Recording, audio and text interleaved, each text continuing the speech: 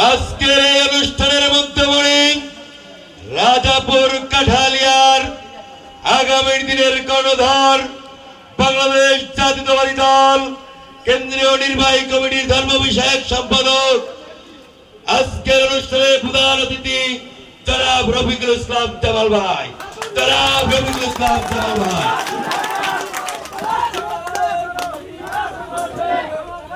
রাজাপুর কাঠালিয়ার কোন নেতা আছে?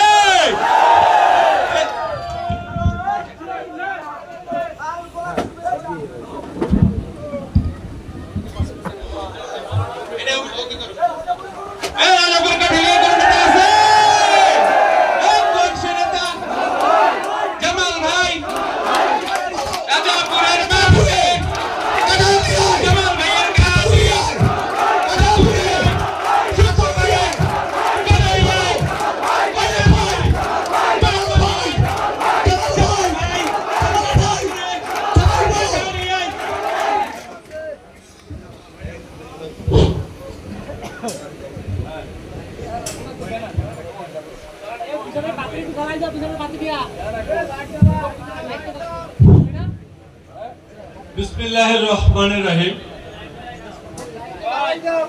রাজাপুর উপজেলা থেকে নির্দেশিত হয়ে দেশের এই সংকটময় মুহূর্তে সাতুরিয়া ইউনিয়ন বিএনপি কর্তৃক আয়োজিত আজকের এই গুরুত্বপূর্ণ মতবিনিময় সভায় উপস্থিত সভাপতি, যিনি আপনাদের অত্যন্ত সুপরিচিত, উপস্থিত সাধারণ সম্পাদক, অত্যন্ত দক্ষ সংগঠক, আপনাদের অতি পরিচিত, এখানে আজকে এই মঞ্চে উপস্থিত আছে ঝালকাঠি জেলা বিএনপি ও তার অঙ্গ সংগঠনের নেতৃবৃন্দ, রাজাপুর উপজেলা বিএনপির অঙ্গ সংগঠনের নেতৃবৃন্দ এবং বিশেষ করে প্রাণপ্রিয় সাতুরিয়ার উপজেলা সাতুরিয়া ইউনিয়ন বিএনপির এবং তার অঙ্গ সংগঠনের নেতৃবৃন্দ, সম্মুখে সুধীবৃন্দ, আসসালামু আলাইকুম।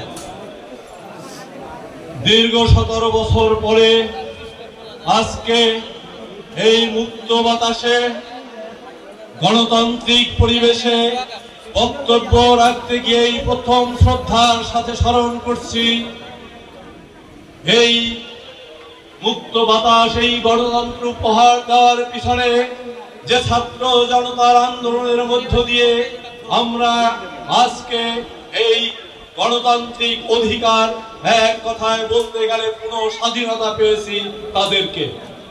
বন্ধুরা, আপনারা জানেন অতি অল্প সময়ের মধ্যেই ছাত্রদের যে আন্দোলন ছিল কোটা বৈষম্য আন্দোলন, সেই আন্দোলন ফ্যাসিস্ট হাসিনা রাজনৈতিকভাবে তাদের সঙ্গে মোকাবেলা না করে বন্দুকের নালে তাদেরকে দমন করার চেষ্টা করা হয়েছিল। আপনারা জানেন এই হাসিনা ক্ষমতায় আসার পর থেকেই 2008 সালে একটি ষড়যন্ত্রকারী নির্বাচনের মাধ্যমে 11 সরকার তাকে ক্ষমতায় এনেছিল।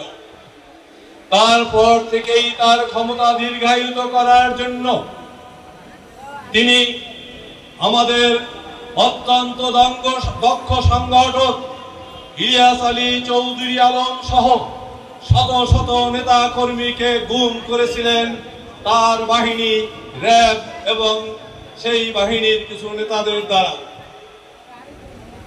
আপনাদের নিশ্চয়ই মনে আছে শেখ হাসিনা একটি মিথ্যে মামলায় আমাদের দেশ নেত্রী বেগম খালেদা জিয়াকে অবৈধভাবে জেলে দিয়েছিলেন।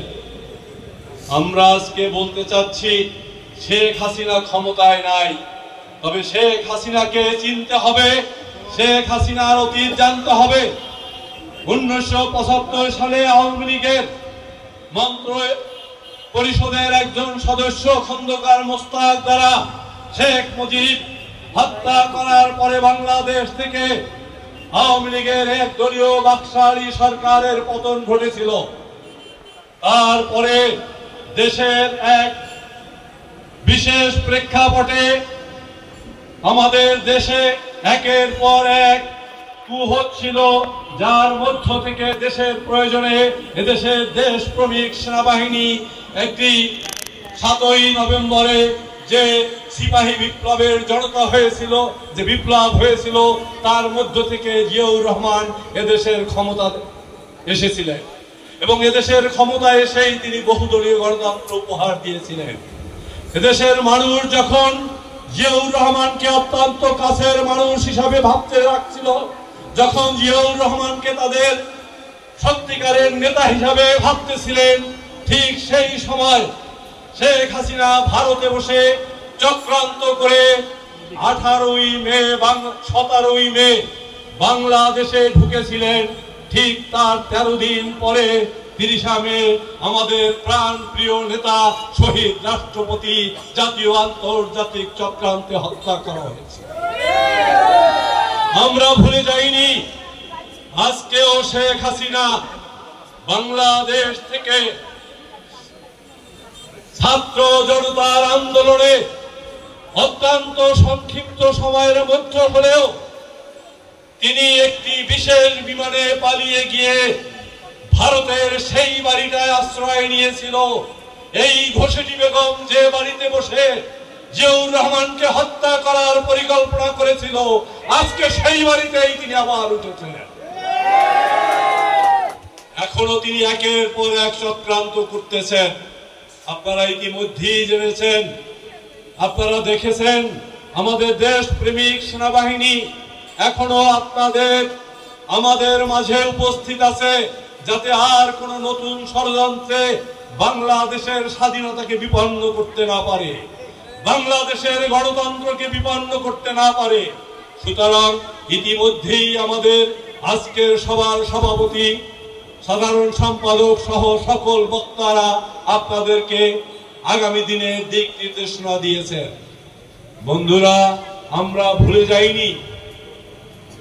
আপনাদের মনে আছে, এই আন্দোলনের প্রথম দিকেই ছাত্রদের উপরে লেলিয়ে দিয়েছিল শেখ হাসিনার সন্ত্রাসী ছাত্রলীগকে। শেখ হাসিনা গত 18 বছরে একের পর এক সন্ত্রাসী বাহিনী করেছে, সমস্ত প্রতিষ্ঠানগুলো ধ্বংস করেছে। তিনি নির্বাচন কমিশনকে ধ্বংস করেছে, বিচার বিভাগকে ধ্বংস করেছে, পুলিশ বাহিনীকে ধ্বংস করে তাদের লীগের বাহিনীতে পরিণত করেছে। তাই আমাদের সচেতন থাকতে হবে।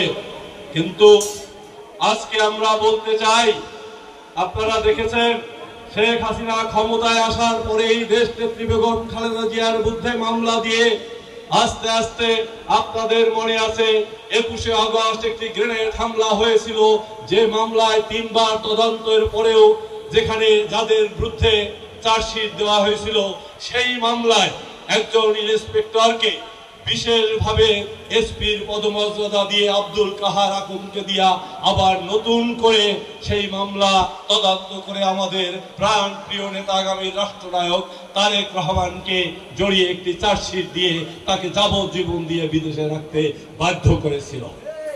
আমরা বিশ্বাস করি শেখ হাসিনার ষড়যন্ত্র এই দেশের জনগণের কাছে কোনোভাবেই টিকবে না, এবং তার প্রমাণ ইতিমধ্যে আমরা পেয়েছি।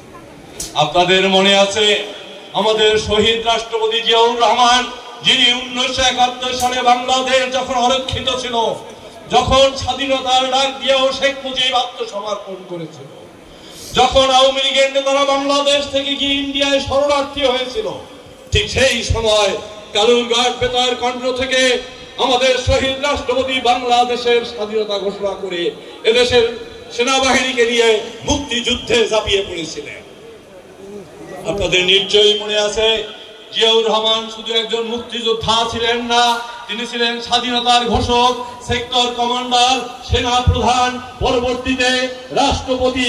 যে রাষ্ট্রপতি ছিল বিশ্বের সবচেয়ে জনপ্রিয় রাষ্ট্রপতি, তার প্রমাণ পেয়েছিলাম তার মৃত্যুর পর তার জানাজা অনুষ্ঠানে। বন্ধুরা, আমরা বিএনপি ক্ষমতায় থাকা অবস্থায় সেই রাষ্ট্রপতির নামে শুধুমাত্র বাংলাদেশের একটি আন্তর্জাতিক বিমানবন্দরকে উৎসর্গ করেছিলাম।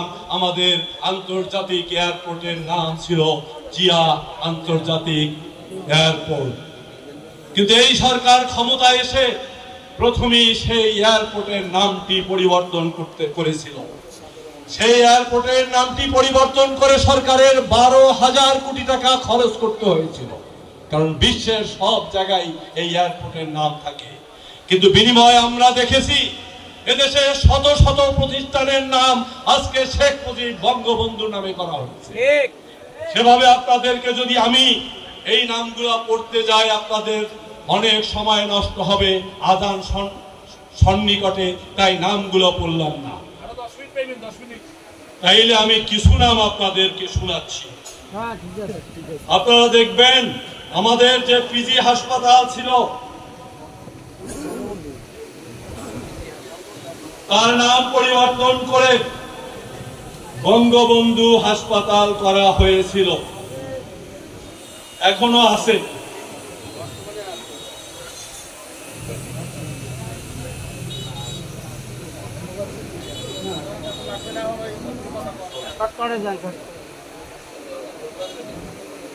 বঙ্গবন্ধু মেডিকেল বিশ্ববিদ্যালয় করা হয়েছে, Bangabandhu Sheikh Mujib medical college Faridpur, Bangabandhu medical college Sunamganj, Bangabandhu Sheikh Mujibur Rahman কৃষি বিদ্যালয় গাজীপুর, বঙ্গবন্ধু শেখ মুজিবুর রহমান বিজ্ঞান প্রযুক্তি বিশ্ববিদ্যালয় গোপালগঞ্জ, বঙ্গবন্ধু শেখ মুজিবুর রহমান বিজ্ঞান প্রযুক্তি বিশ্ববিদ্যালয় পিরোজপুর, বঙ্গবন্ধু বিজ্ঞান ও প্রযুক্তি বিশ্ববিদ্যালয় কিশোরগঞ্জ, বঙ্গবন্ধু শেখ মুজিবুর রহমান মেরিটাইম বিশ্ববিদ্যালয়, বঙ্গবন্ধু শেখ মুজিবুর রহমান এভিয়েশন বিশ্ববিদ্যালয়, বঙ্গবন্ধু শেখ মুজিবুর রহমান ডিজিটাল বিশ্ববিদ্যালয় গাজীপুর, বঙ্গবন্ধু শেখ মুজিবুর রহমান বিজ্ঞান প্রযুক্তি বিশ্ববিদ্যালয়, বঙ্গবন্ধু নব থিয়েটার, বঙ্গবন্ধু শেখ মুজিবুর রহমান নব থিয়েটার রাজশাহী, বঙ্গবন্ধু নব থিয়েটার খুলনা, বঙ্গবন্ধু নব থিয়েটার বিভিন্ন জেলায়, Bangabandhu safari park Gazipur, Bangabandhu safari park Dulhazra, Bangabandhu সামরিক জাদুঘর,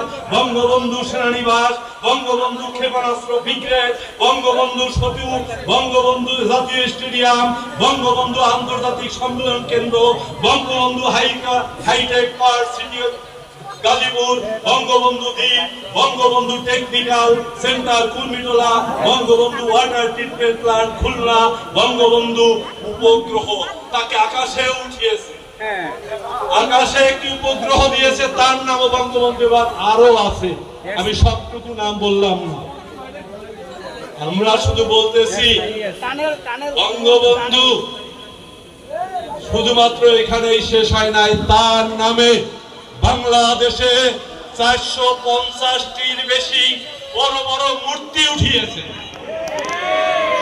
সারা বাংলাদেশে বঙ্গবন্ধুর নামে 750টির বেশি মুরল দিয়েছে, যেই মুরল আপনাদের রাজাপুরেও ছিল, আমাদের রাজাপুরেও ছিল। এ প্রসঙ্গে শুধু একটা গল্প বলতে চাই। এক ভদ্রলোক বিদেশ থেকে এসেছে বাংলাদেশে, এয়ারপোর্টে নেমে তিনি গিয়েছিলেন সৈয়দপুর। এয়ারপোর্ট সৈয়দপুর থেকে আসার পথে আসলেন উনি গাড়ি পথে, আসতে আসতে দেখলেন পথে একটি বিরাট সেতু। জিজ্ঞেস করলেন বাংলাদেশে এত বড় সেতু আছে? বলল যে এটা বঙ্গবন্ধু সেতু। তারপরে উনি বঙ্গবন্ধু সেতু পার হয়ে ঢাকায় এসে